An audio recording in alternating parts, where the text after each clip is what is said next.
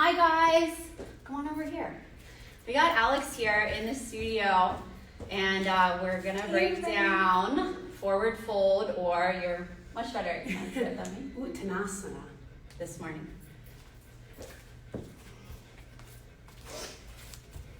So we see this shape a lot in practice. It's in sun salutations, it's often used as a transition, and a lot of time we feel pressure to maybe get our hands to the floor, or a lot of times we'll lock our knees out.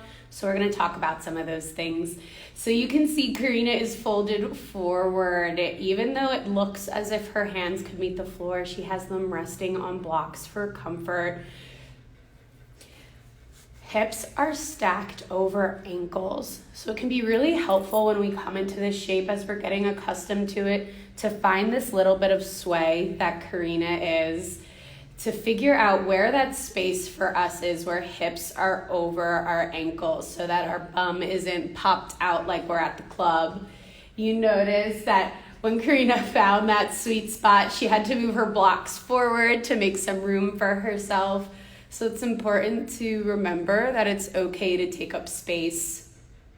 And sometimes as we move through poses, we have to create space for ourselves. Another really nice way to create the right space, or that sweet spot I was talking about, are noticing where our feet land. So what I mean by that is, are they hips width apart, so roughly 2 fists? Are they in a wide stance, because maybe that's what feels good for our body that day? Are they maybe walked closer together where toes are touching, because that's what feels right for our body that day? It can be really important to play with where our feet are on the mat during forward fold, to notice the impact on our hamstrings, to notice the impact on our fold, to remember and remind ourselves it's okay and we should have bent knees rather than having our knees locked out.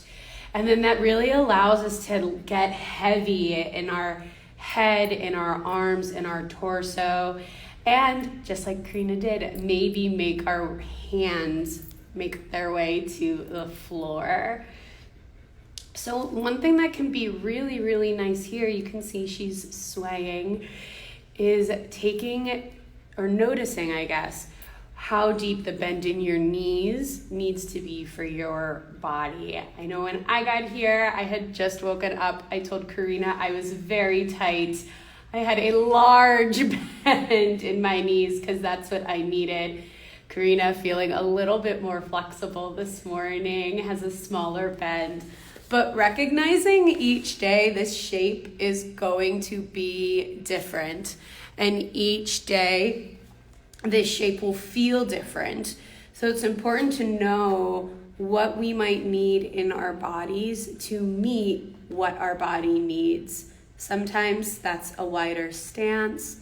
Sometimes it's a larger bend in our knees. Sometimes it's blocks for our hands because that's what feels comfortable. Sometimes it's finding that sway to get that sweet spot, while other times we land in it from whatever previous pose. And then the best part is just savoring the yumminess of the fold. Thanks, Alex. Yeah. We'll see you guys again soon for more pose breakdowns. If there's one that you're really curious or interested in, then go ahead and drop it in the comments of this post.